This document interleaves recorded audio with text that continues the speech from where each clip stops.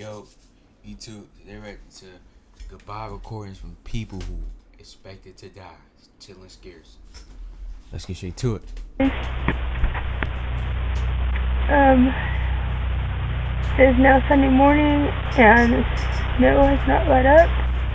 It's about 6.5 feet deep, I think. And I'm held up here in the Jeep. I just want to come home. This is the video of 46-year-old Paula Lane, recorded for her mother and 11-year-old twin boys, days after being stranded in the middle of nowhere from an intense snowstorm. Her situation was extremely dire, to the point where she could lose her life at any moment. And this recording was her way of leaving a final message to her family, something she never expected she'd have to do. Things started off quite normal on November 29, 2012, when Paula and her 44-year-old boyfriend Roderick Clifton were staying at his mother's house in Citrus Heights, California. Paula's mother had invited the two for dinner that day, so the two— One of the scariest things is like knowing that you about to die, but you just gotta be ready for it. You just gotta like basically like just sink it in and just say your last goodbyes, bro. You know, that's like one of the scariest feelings though, bro. To just know like you about to die, bro. It's crazy. To pack their stuff and began the over 100-mile or 160-kilometer journey to her place in Gardnerville, Nevada. The route went through the mountains, and because of this, they made a couple stops along the way to admire the views. But even with these breaks, they were still on pace to reach their destination long before dinner. So, with some time to spare, Rod decided to go on a brief detour. Instead of continuing on the highway, they got on the road leading to Burnside Lake. And that's when they ran into the first hurdle of this trip, a roadblock. The path to Burnside Lake was closed off by a gate, as well as a thick sheet of ice. It had been long closed for the season. Rod was intimately familiar with the path ahead, since the couple often camped at Burnside Lake with their kids in the summertime. Plus, he also wanted to test the off-roading snow capabilities of his new Jeep. So, he chose to ignore the gate and drove around it, a decision he would sadly come to regret not long after. Things went Dang, it had to have been crazy out there. smoothly at first, allowing them to reach the lake at around 7 p.m. Unfortunately, the snow near the lake was deeper and softer than they expected, resulting in the Jeep's front left tire getting stuck as they were turning around to leave. The two tried everything in their power to free it for multiple hours, but were completely unsuccessful. And that was only the beginning of their trip. Bro, like when that ice melts, like I seen so many like stories about and movies about like, you know, when like it gets so cold, like when the snow gets so cold that like the lakes turn into ice. I heard so many stories about like people falling in it, and once you fall in them, bro, you done. You can't come back up. That's the scary thing about it. And then it's cold, so it's like you fighting for your life. You can't, especially if you can't swim, bro. You can't get back up, bro. Or like even like cars, like sometimes that ice don't be like hard enough to hold like a person, especially no car, bro. So the ice is gonna crack, bro. Troubles. Things went from bad to worse when the temperature started dropping rapidly, which the two weren't prepared for at all. It was around 60 degrees Fahrenheit or about 15 Celsius when they left earlier that day. So they were wearing fall clothes with jeans and light jackets. They also had no plans of camping, so they didn't have any food or fresh water. To top it all off, there was no cell service in that area either, preventing 6, 7, bro. Like, what's the chances of me seeing 6, 7? Oh, I literally see 6, 7. Now that is a meme now, bro, and everybody see it. I literally see 6, 7 all day, bro. All day, every day. It's like I see it more. Like I never used to see the number 6, 7. Now since it's everybody saying that, I'm just seeing it all day, every day. 6, 7 here, 6, 7 time, 6, 7 time stamp. Somebody saying 6, 7. Like I'm seeing this everywhere. Like 67%.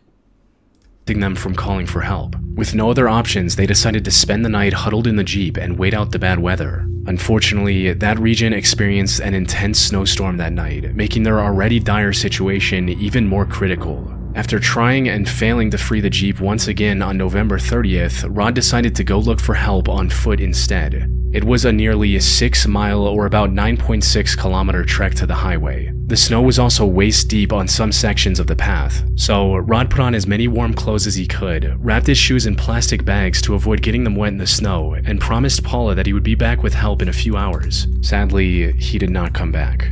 Back in the Jeep, Paula's situation wasn't looking very good either. In addition to being worried about Rod, she also had almost nothing to keep herself alive. The only food in the vehicle was a small bag of fresh green tomatoes Rod's mother had given them before they departed. Over the next couple of days, Paula survived by eating 1 or 2 tomatoes a day, eating the snow for hydration, and wrapping herself in as many clothes and blankets as she could find in the car. This is like some real like movie stuff right here. Like, you know how many movies I've seen like this where like, bro, like it's really a storm out there. Like, I wonder where this at. I don't know where this at, but bro, that snow is no joke where they was at, bro. For them to had to be doing all this, that snow was no joke, man. Fortunately, the weather wasn't letting up one bit, causing her to slowly lose any hope of survival, and eventually use the remaining battery on her camera to record this message to her family on December 1st. Hi, Mom, my voice. It is now Sunday morning, and the snow has not let up. It's about 6.5 feet deep, I think. Bro, 6.5 feet, that's taller than her. Yeah. Bro, 6.5 feet deep. You might as well say they gotta be in like, cause it just don't snow 6 and 7. It just don't snow 6.5 feet anywhere, bro. It gotta be like in a state where like it's be snowing crazy, like Antarctica or like Alaska. Cause it just don't snow 6, 7. I meant 6.5 feet in any state, bro. I'm held up here in the Jeep. I'm eating a green tomato a day. I'm eating as much snow as I can remember to, and trying to stay warm. I just want to come home. Rod left Friday morning. Today's Sunday. Rod left Friday morning to go get help and didn't come back. I don't know what happened to him. I don't know if he got hypothermia and frostbite, or if some critter got him. But I can't walk out in this because I don't have the clothing. I just want to see my babies and my mom. I'm so sorry that this happened. But as soon as the sun comes out, I'm going to have to try to make it. It's 7 miles and 6 feet of snow. I don't think I'm going to do so well, but nobody's ever going to find me here at Burnside Lake. Luckily, the storm subsided on the morning of December 2nd, giving Paula the will to save herself. So wait, if she got a phone, is it like no service out there or something? Like she can't call nobody? I'm guessing like there's no service, of course, out there. From the situation. So she packed her backpack with essentials like scissors and a flashlight, made makeshift gloves and socks with masking tape and tissue, and set out to find help on her own. However, the way back was even more challenging than she could have imagined. She was sinking into the snow with every step, forcing her to crawl on the snow with the help of her backpack instead. However, her body was already incredibly weak from the days of near starvation and cold exposure, and crawling through snow only made things worse. Hours into her trek, she was already beginning to lose feeling in her hands and feet. She was also coughing up blood and struggling to stay conscious. And if all that wasn't bad enough, the snowstorm came back as well, forcing Paula to take shelter in a spider-infested hollow tree on the ground. She spent 2 more nights in that tree, trying to recover enough strength to continue making her way back. Unfortunately, she had already run out of tomatoes, which was her only food source, and was barely alive at this point. But on December 5th, 6 days after the couple was stranded in the woods, Paula made a final-ditch effort to save herself. She left the hollow tree and began crawling with all she had left. And that's when she made a devastating discovery. Not far from the tree, she came across the remains of Rod covered in snow. He had likely developed hypothermia and passed away hours after leaving to get help. However, as heartbreaking as this discovery was, it also served as a motivator for Paula, giving her the courage to continue crawling. Wait, so they separated from each other? Like the couple separated? Like how did that happen? Forward so she didn't meet the same fate. Now, an important thing to note here is that the rescue efforts to find Paula and Rod had begun the night they disappeared. But since they didn't tell anyone about the detour to the lake, no one knew exactly where to look for them along the 100+ mile long path they could have taken. The harsh weather also made it impossible to search for them via helicopter. Fortunately, Paula's brother, Gary, knew about their previous summer visits to the lake. So, on the 5th of December, he went to check out the lake area by himself. And after 6 long days, finally found his sister crawling on the road while on the verge of losing her life. It was starting to rain, and she would have more than likely passed away from hypothermia and exhaustion if Gary had found her even 15 She's still alive after 6 days? minutes later. Luckily, he spotted her in time and rushed her to a nearby hospital where she was treated for first-degree frostbite. Paula has since managed to make a full recovery and is now living with her family and children. On the morning of October 15, 2016, 41-year-old Kevin Diepenbrock went on a scenic bike ride. That's crazy, bro. That's like she's so strong for just surviving that, bro. Because a lot of people not surviving that. But the beasts, and I know it's probably like in the negatives degrees out there. So to be out there in that snowstorm for 6 days, bro, and only eating tomatoes, is crazy. She's strong for that.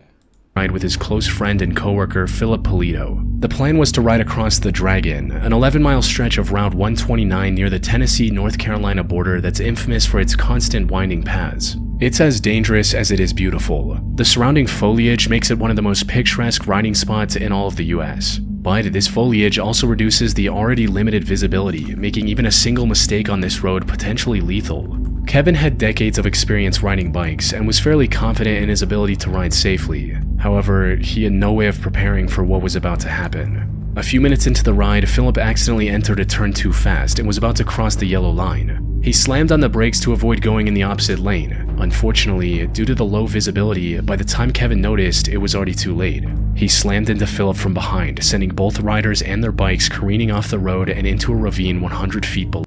First of all, bro, look at this road. Like, this is a dangerous road to drive on, bro. First, it's narrow. Like, the road is not even... It's like barely any space to drive. Like, if you make one mistake, bro, you off the hill.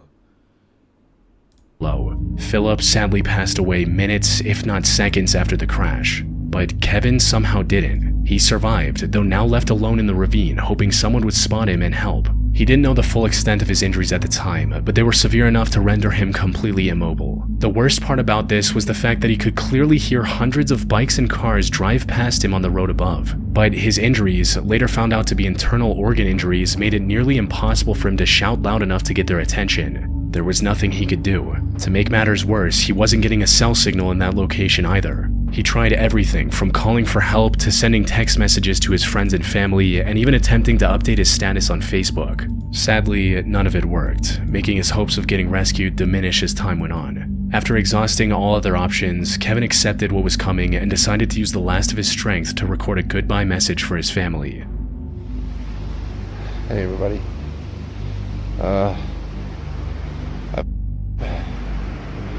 That's all I can really say.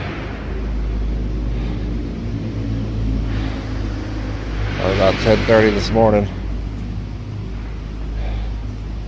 Been laying here ever since. He started by expressing his love to his parents, wife, and children, telling them to take care of themselves. Just want to say I love you guys. Sorry I was being stupid, but you know that's what I do. Mom, Dad, love you. Courtney, love you. Perky, Marnie, Karen, Matt, love you guys. Take care.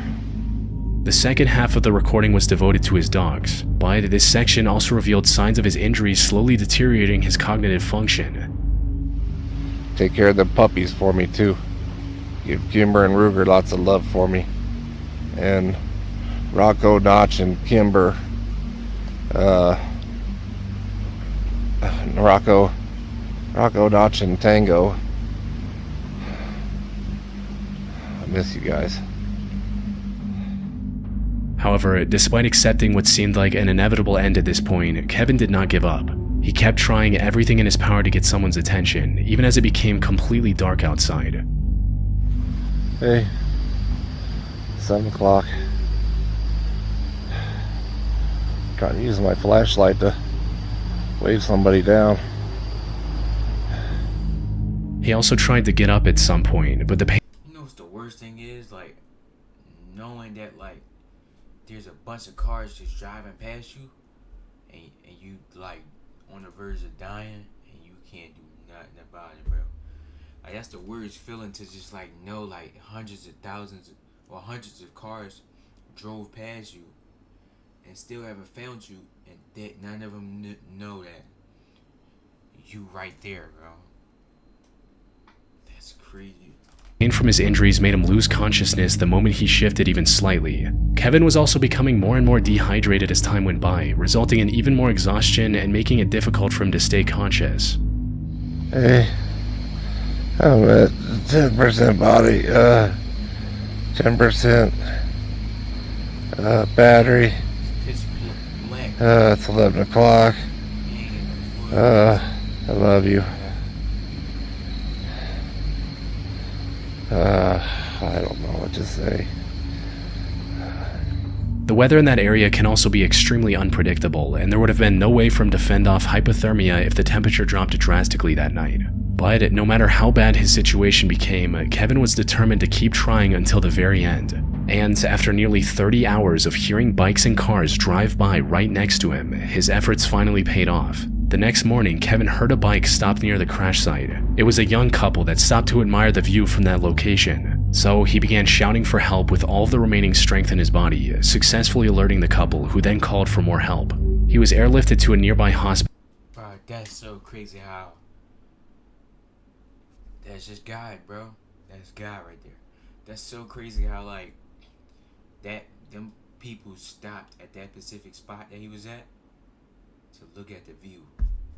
That's God for you right there, bro. Where the full extent of his injuries became clear. According to the medical report, both of his lungs were punctured, and he had 17 fractures in 12 of his ribs, 2 breaks in his spine, and numerous road rash burns across his body. Fortunately, doctors were able to treat him successfully, allowing him to return home in about 3 weeks. Bro, 17 fractures in the ribs. On July 17, 2020, at around 5 p.m., 67-year-old Robert Ringo was driving alongside the Joshua Tree National Park in California when he noticed an interesting rock formation deep in the park.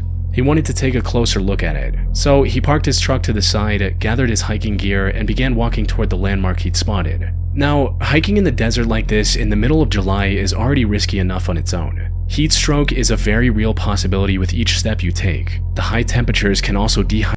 I never, like, get people who hike in high temperatures. Like, if it's even over, like, 90 degrees, bro, just don't do it, bro. Like, 90 degrees is, like, okay. But over 100 is absolutely pushing it. Like, just don't go. Especially if it's a highway up and you got to walk a long time, bro. Just don't go, bro. It's not worth it. I never get people that hike, like, on hot, super hot days. Like, over 100 degrees. Like, if you want to hike, bro, hike in 80-degree weather. When it's 80 degrees. If you want to hike at 100 degrees, 102 degrees, like, come on, bro. And then, no water. It's just bad, bro. Hydrate you faster than you expect, making you feel dizzy, pass out, and eventually pass away. Robert was a desert hiking expert with decades of experience under his belt. However, because this was meant to be a short, barely hour-long detour, he brought only the bare essentials with him into the park. And while this would have been fine under normal circumstances, the situation Robert soon found himself in was anything but normal. As he was hiking to the rock formation, he accidentally slipped off a short ledge and landed directly on his left leg. The fall fractured his left femur, making him completely immobile in 115 degrees Fahrenheit or about 46 Celsius desert heat. Any attempt to move himself resulted in excruciating pain that nearly made him pass out, which would have been a death sentence in that situation. So Robert kept his calm. He tied his leg with the materials he had on him to stabilize the fracture, and also created a makeshift shelter to protect himself from the heat before calling for help. Help! Help!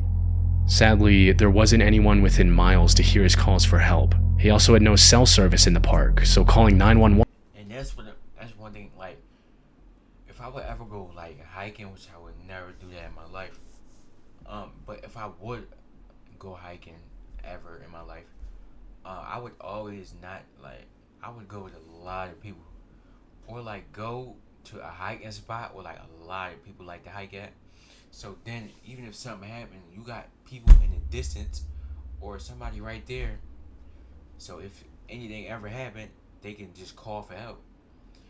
Going by yourself or going by yourself hiking is insane, bro.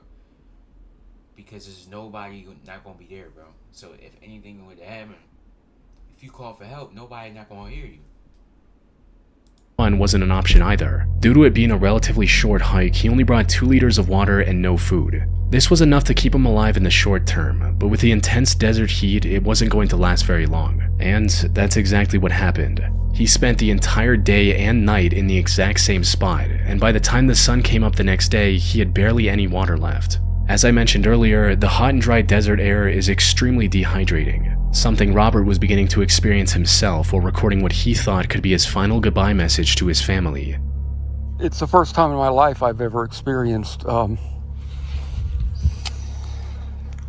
saliva.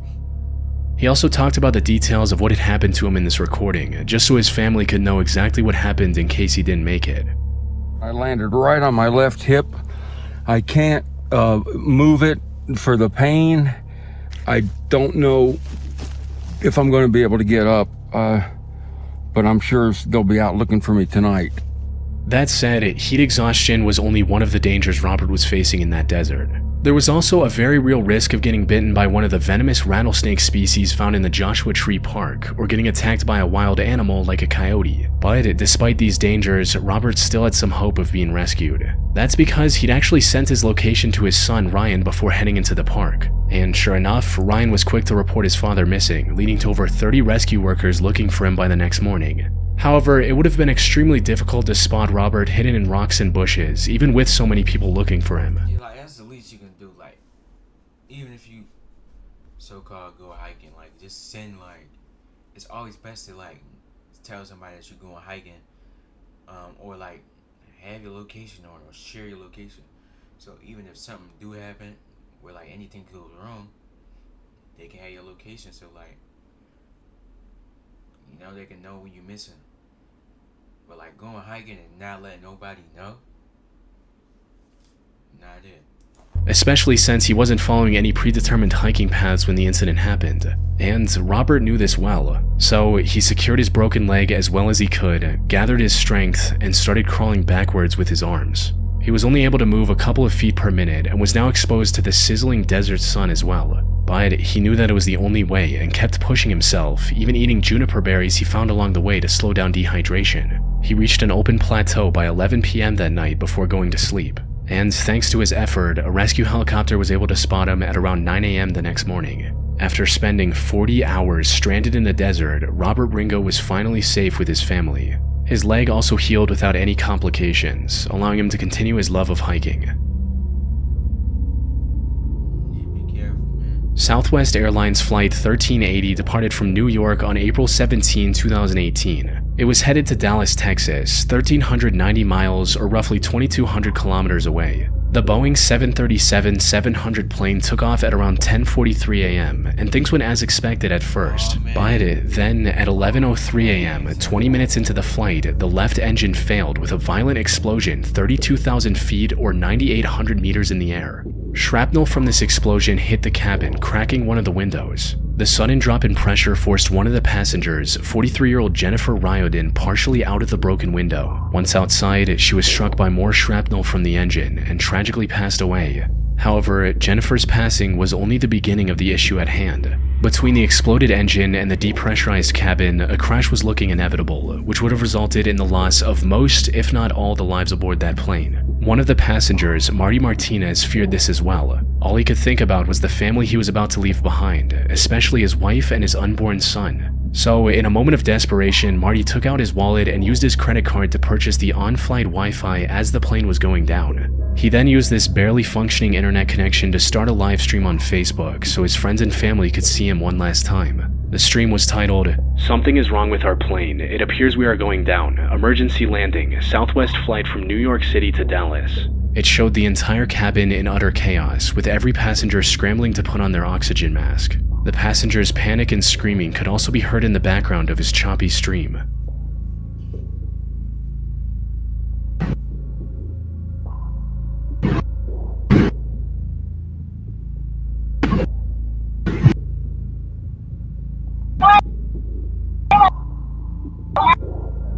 And while Marty didn't say anything on stream due to the oxygen mask, he did send messages to his loved ones, telling them goodbye, writing, "I want you to know that I love you all and thank you for all you've done. I'm so sorry, plane's going down, I love you guys." He later explained his mindset in that moment during an interview, stating, "I literally bought Wi-Fi as the plane was going down because I wanted to be able to reach the people I loved, thinking these were my final moments on Earth. And put in the position to have to prioritize the people I loved to send them my final words was an absolutely gut-wrenching feeling. So I thought to Facebook Live my experience, thinking this would be my last communication with the people I loved and my team back home. All I was thinking about was telling my parents that I loved them. I felt like I had minutes left. I was bracing for an explosion."